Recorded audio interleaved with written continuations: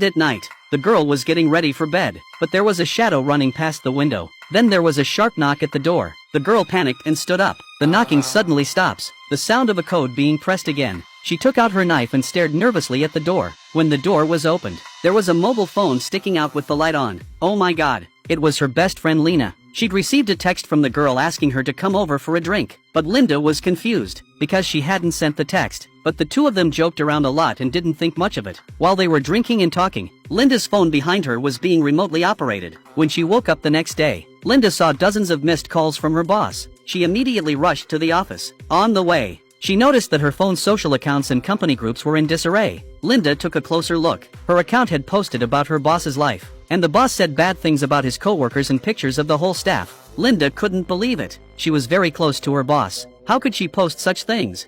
She rushed to the office and was immediately taunted by her colleagues. The boss gave you a promotion and a raise, and you're doing this behind her back. Linda rushed to tell her boss that she hadn't sent it. I'm really curious why you did it. Then Linda was kicked out of the company. At that moment, the man overheard Linda's mobile phone listening app and heard that she had a falling out with her boss. He then crossed out the boss's name. She couldn't figure it out, so she went to the police, but all the reports were sent from her mobile phone. If an account is stolen, there has to be enough evidence to make a case. Linda was so angry that she left. She thought the man was good with mobile phones, so she asked him for help. But the man pointed out that Linda's phone was tapped. This camera port is like an eye, so you'll be able to show each other the original picture, and you'll be able to locate each other. Messages and call records can also be seen. This eavesdropping software is very popular overseas. You can buy it for a few $100s. Linda was very confused about who was listening to her mobile phone. Who has the opportunity to listen to her mobile phone?